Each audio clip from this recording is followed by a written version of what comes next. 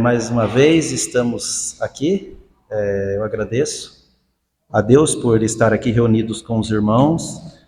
Só vou apertar meu cronômetro para eu não extrapolar. E os irmãos de Ourinhos estão bem, graças a Deus. Nós temos a neta do pastor Israel que vai marcar o batismo. Ela aceitou Jesus como Salvador da vida dela e nós vamos marcar o batismo dela, graças a Deus. Eu esqueci de falar para os irmãos também, pode ser que o Israel tenha comentado, da última vez que eu vim aqui,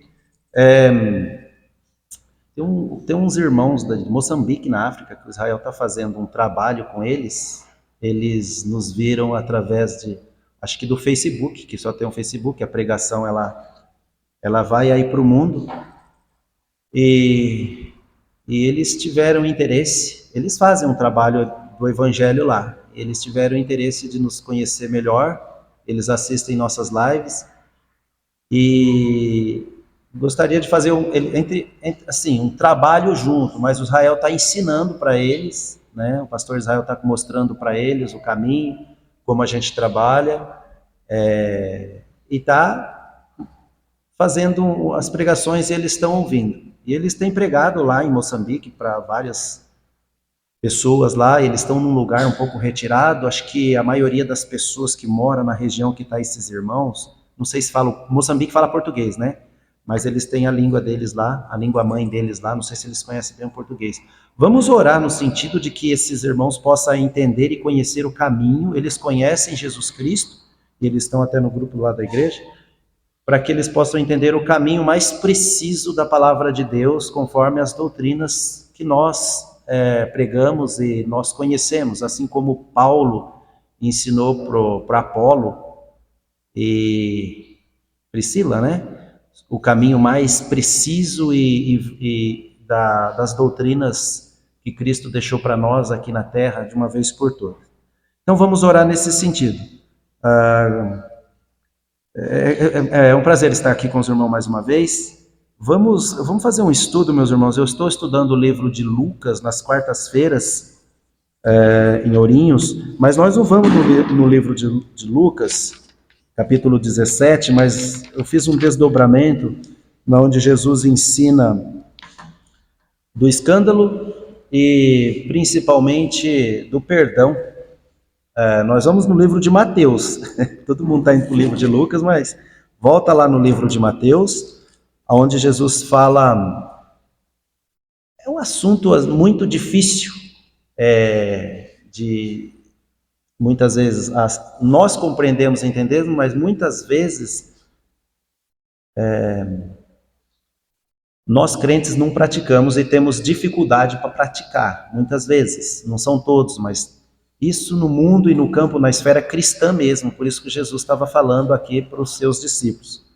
Antes de continuar também, deixa eu só relembrar, também é um prazer estar aqui pregando e ter a oportunidade de estar falando para um ex-aluno meu, que eu estou vendo aqui logo, só como o mundo é pequeno, né? Eu vim e falei, é familiar esse rosto, mas o Igor lembrou de mim, eu dei aula para o Igor no Horácio Soares, e é muito prazeroso ver alunos da gente vendo e ouvindo o Evangelho.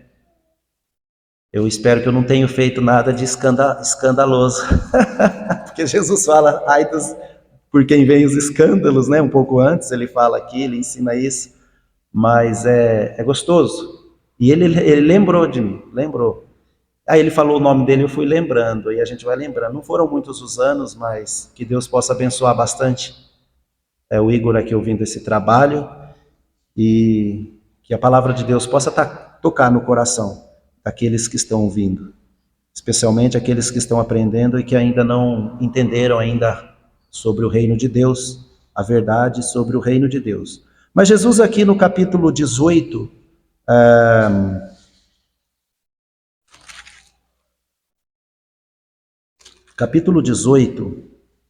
e ele começa aqui do versículo 15, mas vamos o versículo 21.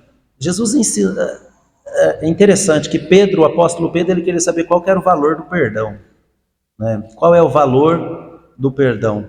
Será que o perdão tem algum valor? E o apóstolo Pedro, ele chega em Jesus Cristo perguntando, então Pedro, versículo 21, aproximando-se dele, disse: Senhor, até quantas vezes pecará meu irmão contra mim e eu lhe perdoarei? Ele faz essa primeira pergunta: até quantas vezes pecará meu irmão contra mim e eu lhe perdoarei? E aí depois ele pergunta de novo: até 7? Então Pedro, ele achou que estava sendo bastante generoso em falar até 7, porque a literatura judaica ensinava, e eles tinham um costume, uma tradição deles, de que... É interessante que aqui é no dia, viu, meus irmãos? Em Lucas, depois a gente pode confirmar um pouquinho lá, fala no dia, não é sempre um dia, ou às vezes no ano, na semana, no dia. E os judeus tinham algumas literaturas deles, umas tradições que eles têm até hoje, tradições orais que hoje foram, depois do século II, III, foram colocados escrito o Talmud, né, de explicações. Não me lembro se isso aqui está no Talmud, mas eles tinham os costumes de perdoar 3 vezes no dia. E 3 vezes era muito para eles. Para eles já era o suficiente. Mas aí Pedro, pensando que era muito generoso, então até 7. Até 7? Olha quantos, né? E Jesus vai além disso. E é interessante que um pouco antes, Jesus está ensinando a sua igreja, aqui já estava a igreja, Jesus já tinha organizado a sua igreja. Muitos pensam que a igreja foi organizada lá no dia de Pentecostes. Não, Jesus já tinha organizado a sua igreja em algum lugar em Israel, na Palestina. Ninguém sabe, a igreja era itinerante, mas a igreja tinha sua prática. E um pouco antes, Jesus já tinha ensinado sobre como tratar de um pecado de um irmão. Se nós formos lermos lá no versículo 15, e ele fala da disciplina e o perdão, né? E é interessante que Jesus está falando de perdão. Se a gente for ler um pouco antes, ele fala um pouco da ovelha desgarrada e o perdão que a gente tem que ter e buscar. E em Lucas ele fala do filho pródigo, já falei aqui. Então assim, o assunto ele vai dessa forma.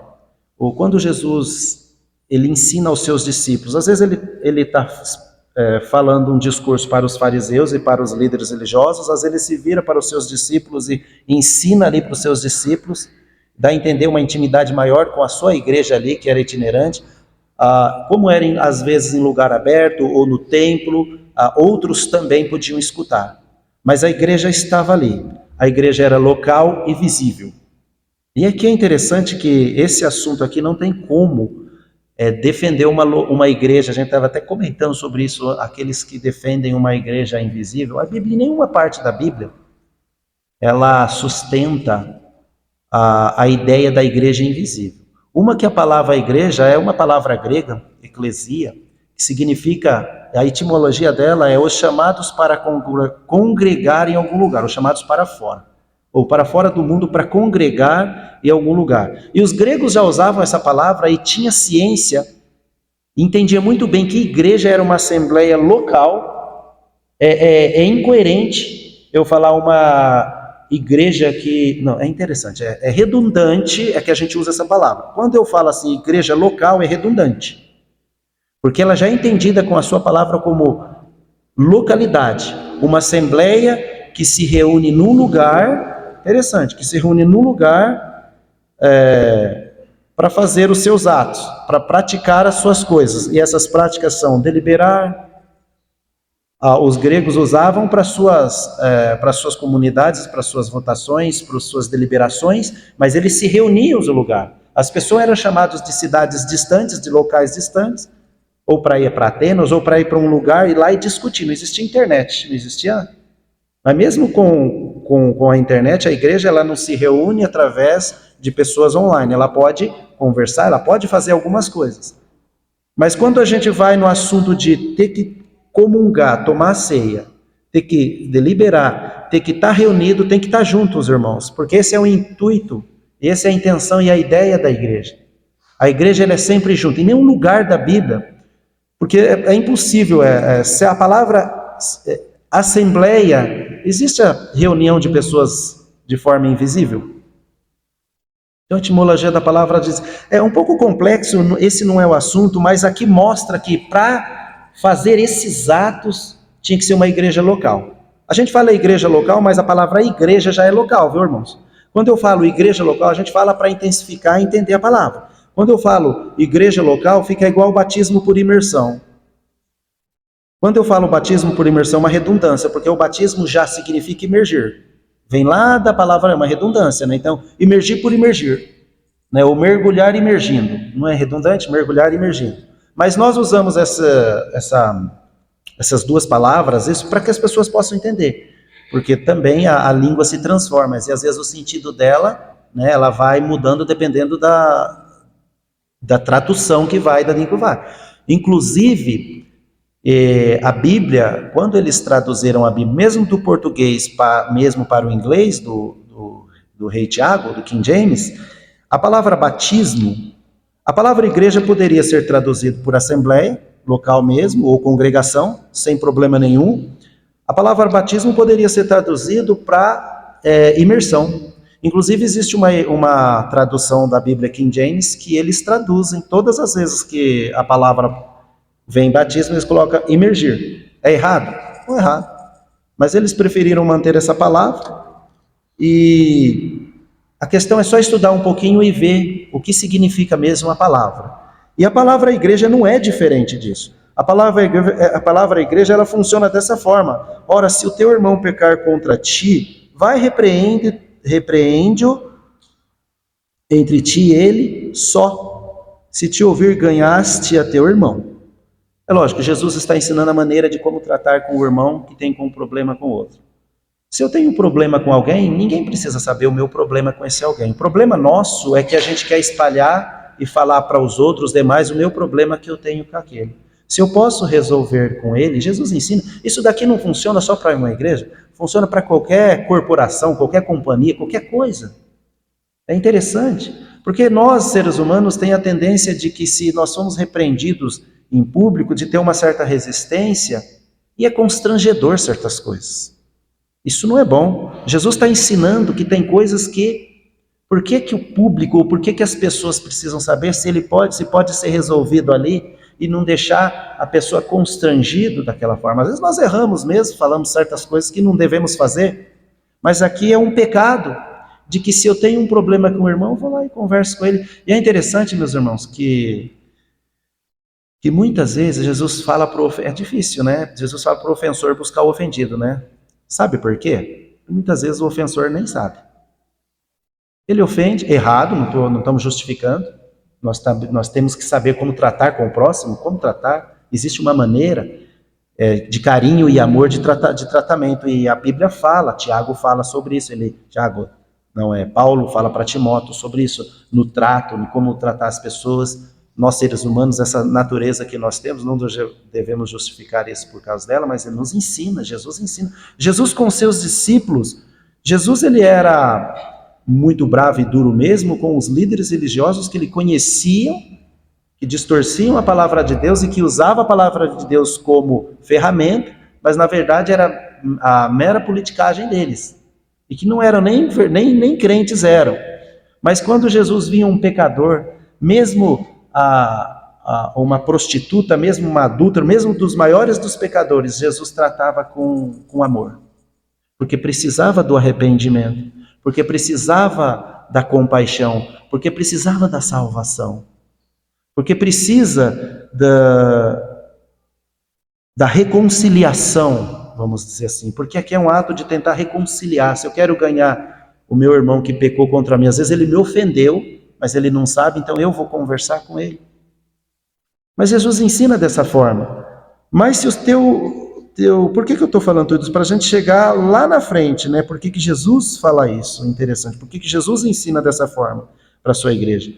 Mas se o teu irmão, ou seja, no versículo 16, mas se não te ouvir, leva, e ainda contigo um ou dois, para que pela boca de 2 ou 3 testemunhas toda a palavra seja confirmada. Ele usou a lei, que é pela boca de 2 ou 3 testemunhas, seja confirmada, para não ser a minha palavra contra a do outro. Porque o outro pode falar que está certo e eu posso falar que está certo. Isso até as leis hoje, né? Elas funcionam desse jeito. A minha palavra não condena, não julga ninguém se é o outro só contra o outro. Precisa de 2 ou 3 testemunhas em qualquer... Acho que quase todas as legislações do mundo se baseiam nisso daqui. E é interessante que Jesus ensina, leva então, se ele não se arrependeu, não reconheceu, leva mais 2 irmãos, não vai levar. E é engraçado, ele fala para não levar o caso à igreja, porque não precisa. Irmãos, tem pecados que se resolvem 1, 2, 3 e acabou. E tem algum pecado pessoal que resolve ele e Deus. E acabou. Pede o perdão para Deus. Deus perdoa e termina. Né? Eu estou trazendo isso aqui porque é o assunto que eu estou trazendo, que veio, né, de Lucas, lá do capítulo 17, nos primeiros versículos. Eu já aproveitei a oportunidade, já estou um pouco a par, né, que é bastante corrido o tempo da gente. E acaba, meus irmãos. Agora eu faço uma outra pergunta. Aonde que uma igreja invisível pode praticar esses atos? Aliás, se aqui tem, não tem.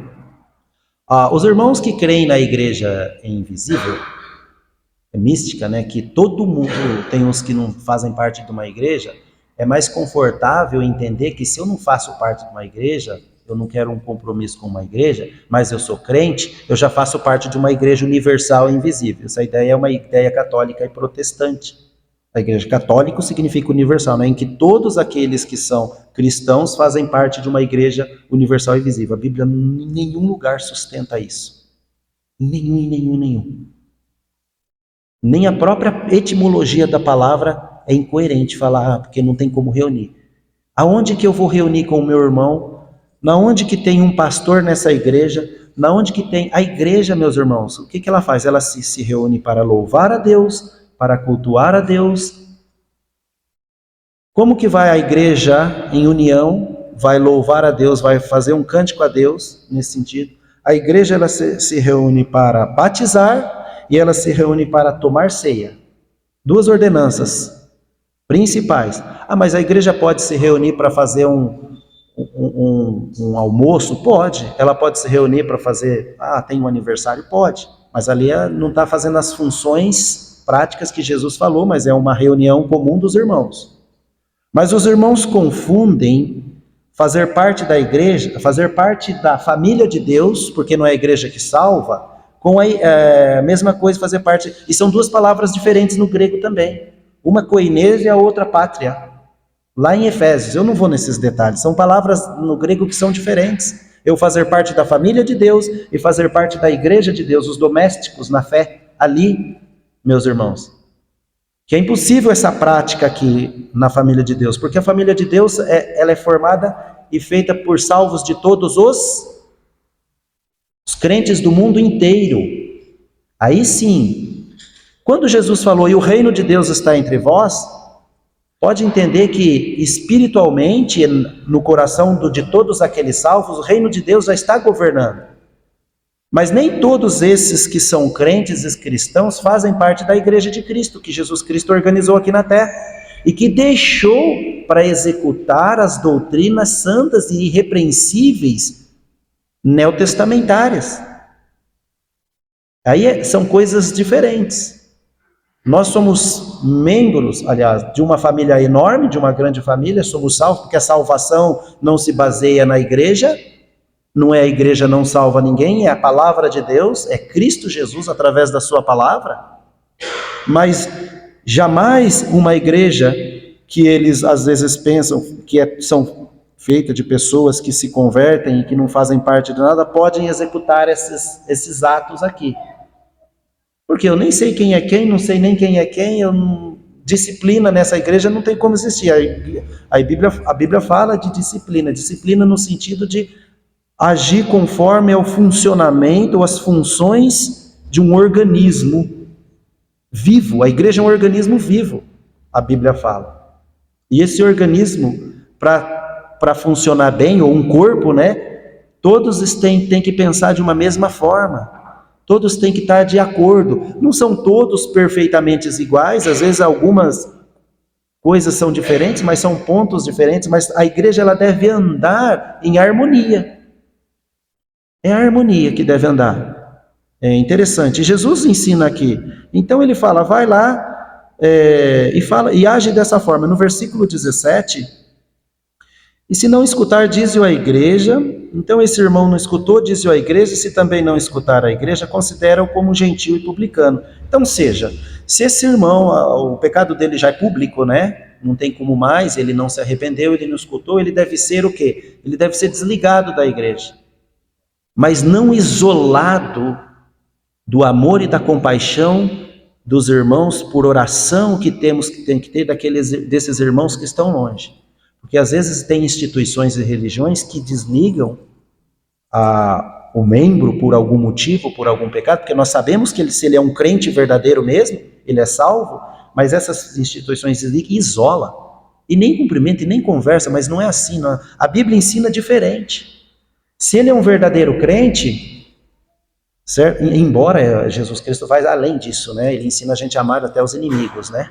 Ele vai além disso. Mas tratando aqui de alguma coisa errada que o irmão não se arrependeu e que não quer, ele fala assim, então, se não escutar, considera como um gentio publicano. Por que ele fala gentio e publicano aqui no sentido? Ou ele usa um pouco do exemplo da comunidade de Israel, ou os gentios estavam fora da comunidade de Israel, fora da pátria de Israel. Qualquer gentio que, já falei sobre isso aqui, qualquer gentio que quisesse fazer parte da comunidade de Israel, teria que estar sobre a lei civil e lei religiosa judaica na época. Isso foi abolido, não precisa mais, hoje é a igreja. E tinha que passar por todos aqueles rituais judaicos.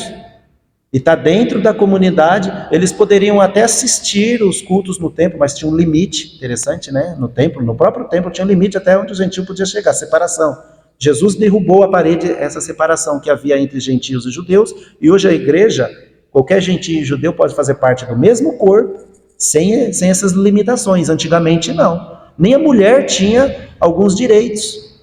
Hoje não. O cristianismo trouxe graças a Deus, essa liberdade e essa igualdade melhor para todos. Essa equidade, vamos dizer assim, para todos. Todos têm o mesmo direito e ninguém perante Deus é superior a ninguém. São posições diferentes. É como o pastor aqui, ele não é superior aos irmãos lá, mas ele está numa posição diferente. Mulher e homem não é superior à mulher. Deus ensina que eles têm uma posição diferente dela. E Deus compara, interessante, entre o Pai, o Filho e o Espírito Santo. Na divindade de Deus, não existe superioridade entre as três pessoas da Trindade de Deus, mas existem as posições e as funções de cada um que fez e que faz por nós na terra. Não foi o Pai que morreu na cruz, mas o Filho.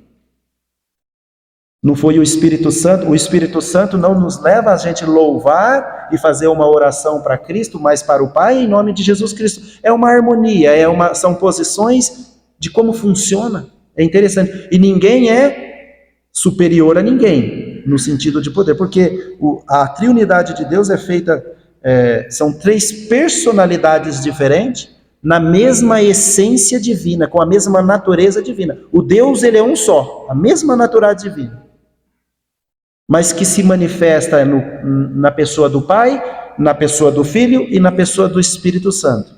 É complexo? Para nós que nós somos limitados.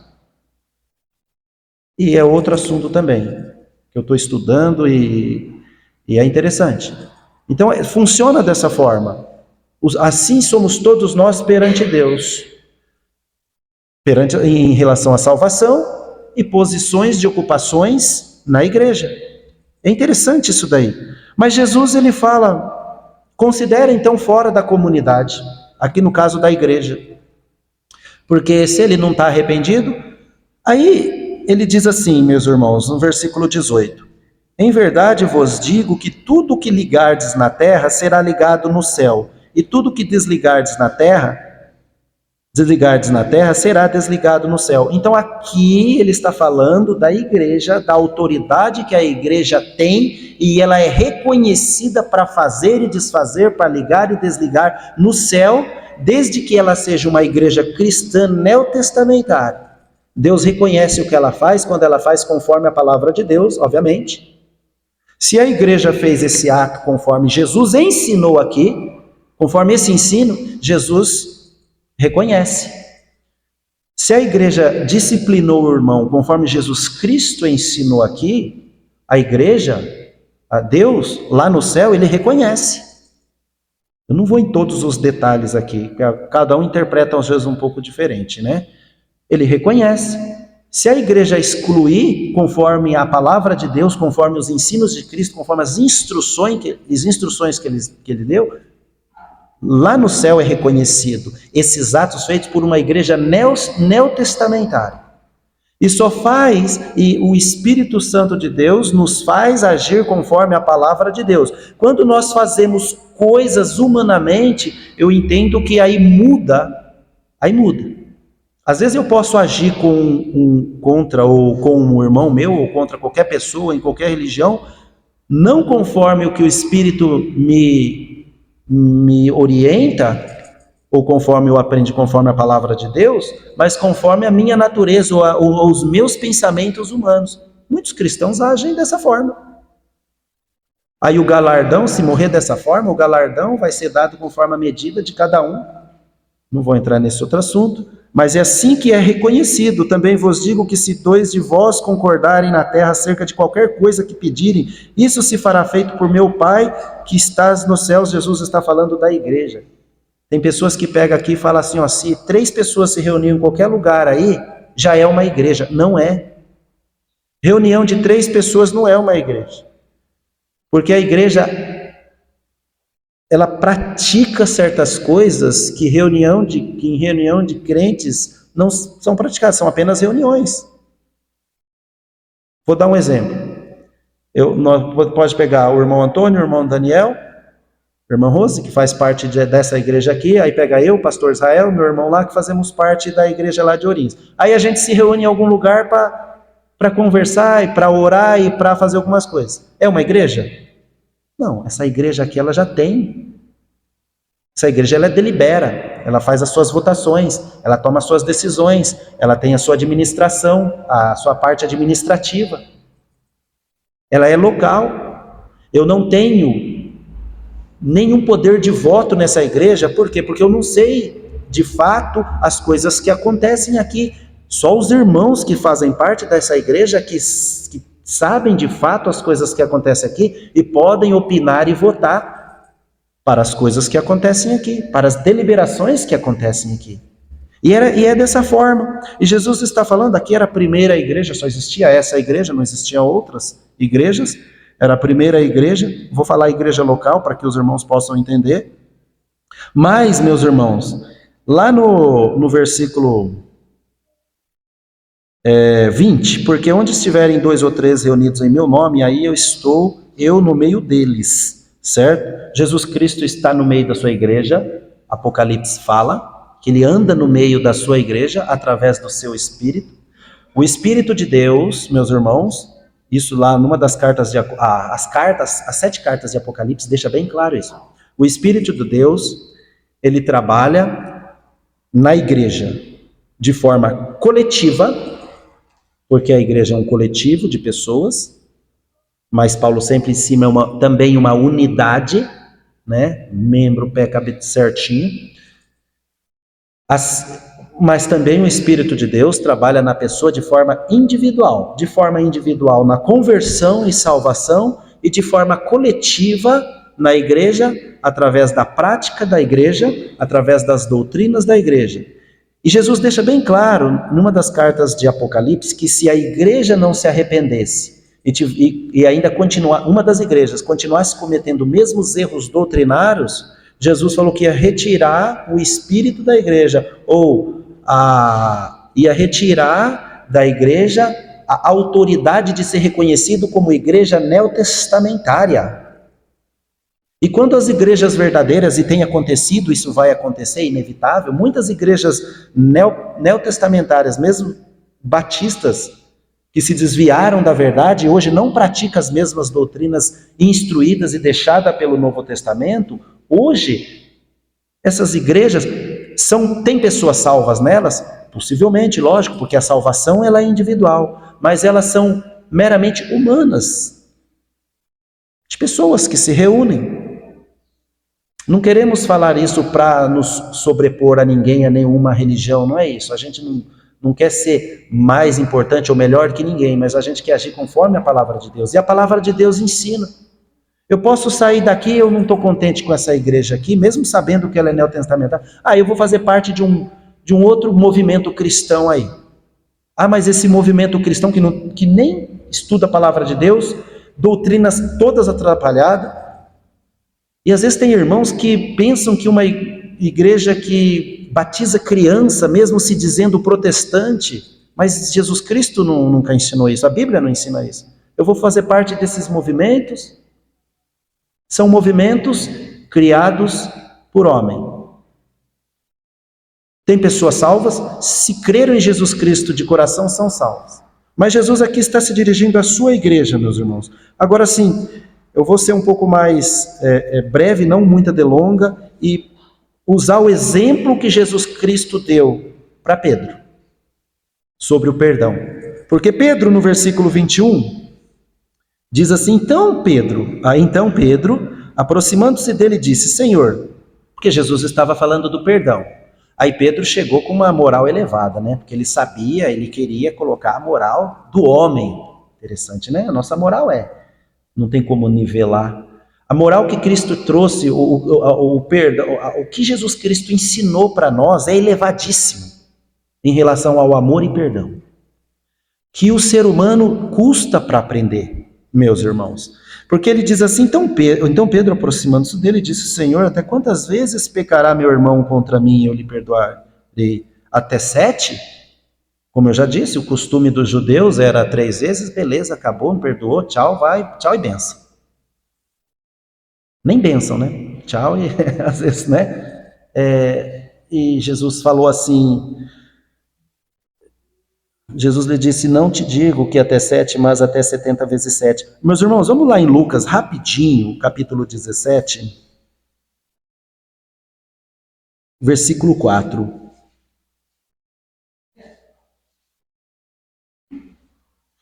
Lucas 17, versículo 4.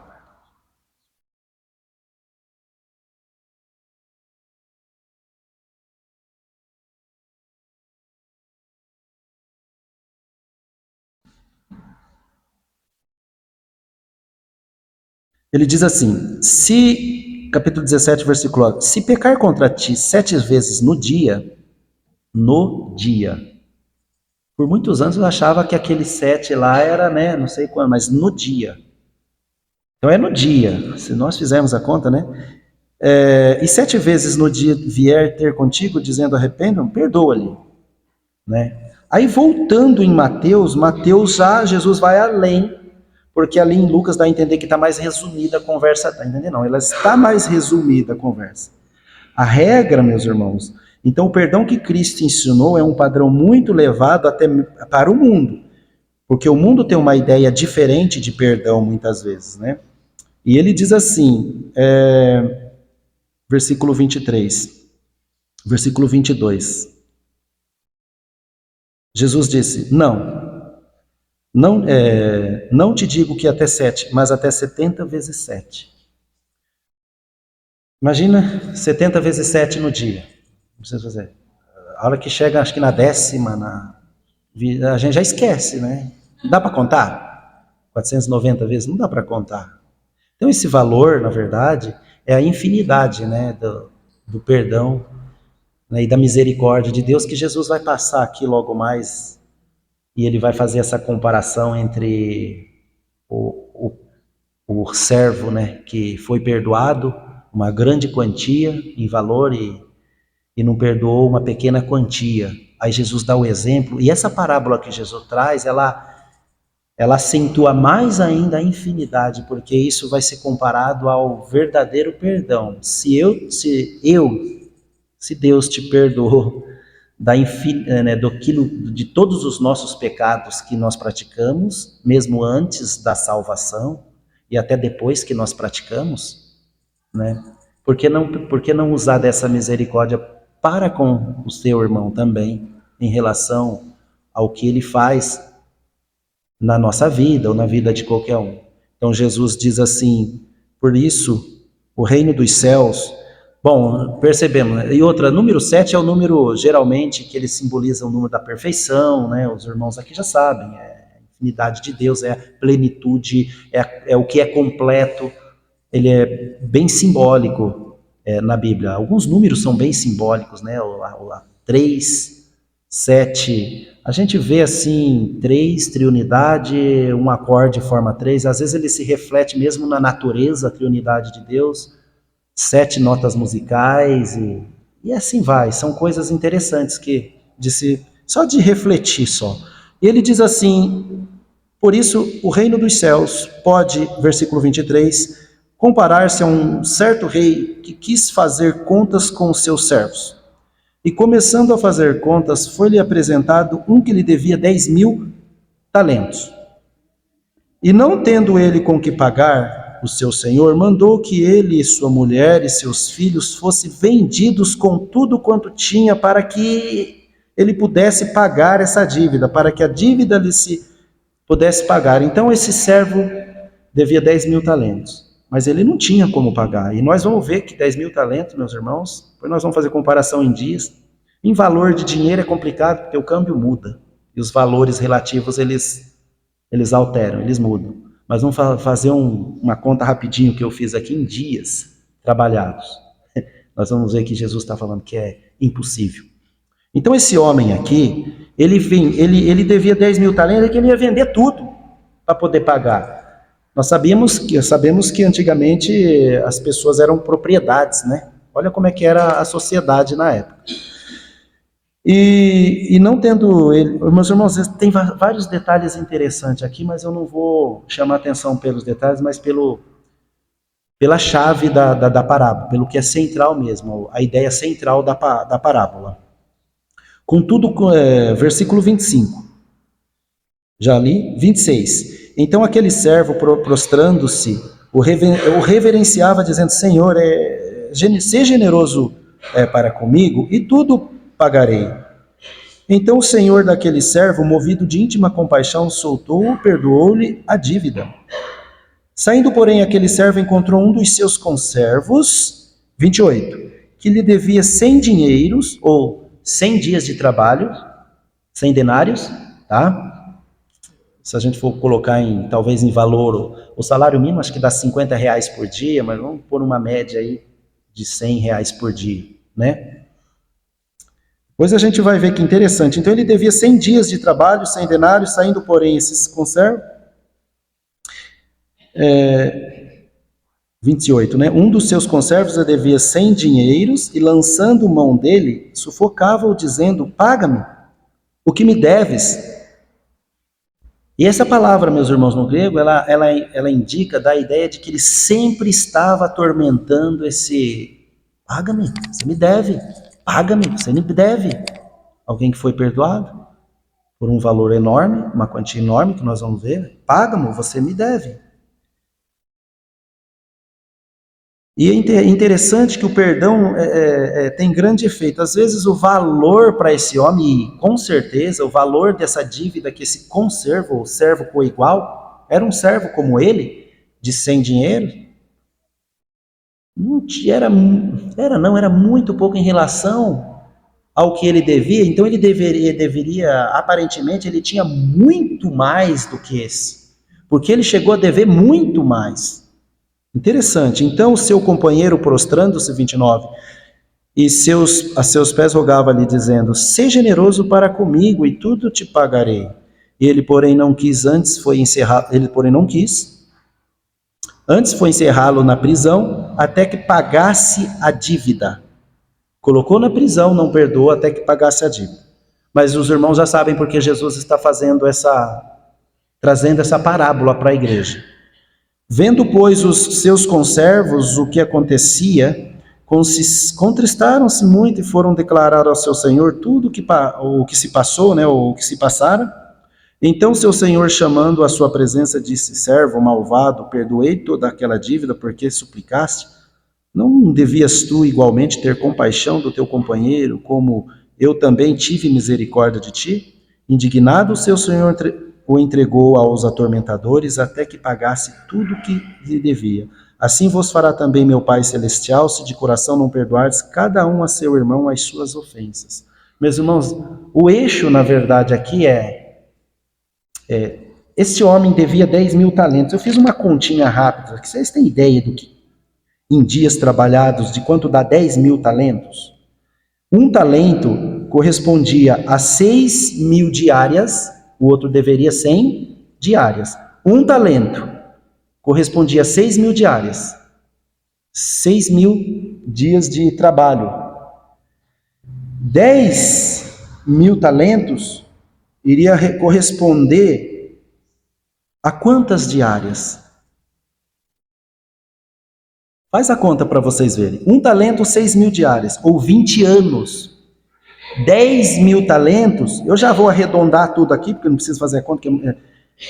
Se eu descontar os dias de final de semana, vai dar 200 mil anos. Infinito. Matusalém viveu 900, o maior que viveu, que mais viveu na Terra foi Matusalém, 969 anos. Não chegou a 1000 anos. E esse homem sabia. Por que Jesus falou isso? Porque o rei que pode tipificar Cristo, perdoou uma dívida infinita, que seria uma dívida impagável. Perdoou uma dívida impagável. E chama atenção, e você não perdoou o seu conservo, o seu coigual, que devia 10 mil, se foi em dia de outro, 10 mil reais, o outro 6 bilhões, colocando em valor, mas valores são, nós vamos botar em diária, um denário era mais ou menos o valor que um trabalhador rural, um trabalhador ganhava de um dia de trabalho, um denário, um dia de trabalho, 100 denários, ou 100 dinheiros, 100 dias de trabalho, não perdoou 100 dias de trabalho, não perdoou se colocar 100 reais, 10 mil reais, mas ele foi perdoado. 200 mil anos, não é 200 anos não, meus irmãos. Depois vocês fazem a conta aí, é 20 anos mais ou menos cada talento. E, lógico, tinha também os talentos que eram baseados em quilo de prata, quilo de ouro, mas são valores muito relativos. Vamos colocar no dia trabalhado dessas pessoas, no que é colocado, e quantos anos, quanto eu tenho que fazer, qual é a minha obra. É impagável. É isso que Jesus quis dizer, que o Rei Jesus Cristo perdoa as nossas dívidas, perdoa os nossos pecados que são incontáveis em relação à salvação. Olha o quanto Jesus falando, olha o quanto eu fiz por vocês. Olha o quanto esse Rei que tipifica Jesus Cristo fez por esse servo que deveria, perdoou mesmo, não precisou nem vender a família. Para depois esse servo não perdoar um irmão que às vezes pecou, fez um pecado simples, 70 vezes 7, ou 70 vezes 7 que é 490. Jesus depois na sua palavra falou, isso daí você pode calcular aí, 200 mil anos, quem é que vive? Ou seja, incalculável ou impagável, e ninguém vive dessa forma. É o que Jesus quis dizer para eles, é o que Jesus nos ensina. Se Ele nos perdoou os nossos pecados, de todas as coisas que nós fizemos e ainda fazemos, fizemos no passado e ainda fazemos e ainda vamos fazer. Porque a gente não deve perdoar um irmão que muitas vezes, e o pecado é pouco. É isso que essa parábola traz, e é esse que é o ensino que Jesus traz. O perdão não tem valor, no sentido que eu não posso... Agora, meus irmãos, a questão de esquecer as atitudes, atos, a nossa mente, nós temos uma mesma natureza humana, a gente não consegue esquecer. Perdão não quer dizer que eu vou esquecer.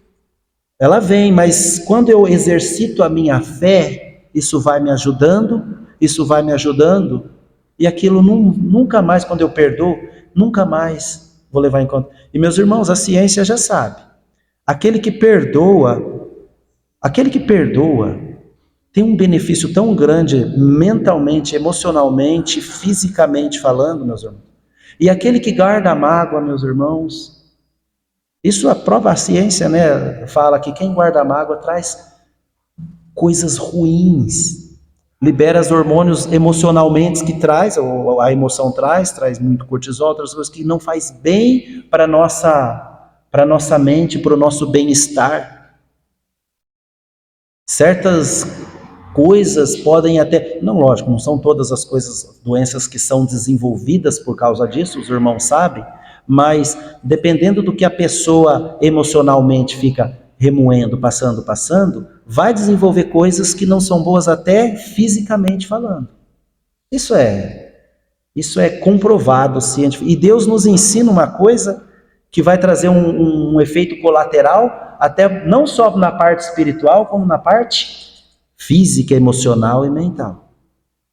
Que Deus possa ter abençoado essas palavras, e se alguém ainda não aceitou Cristo como Salvador, pensa nessas palavras.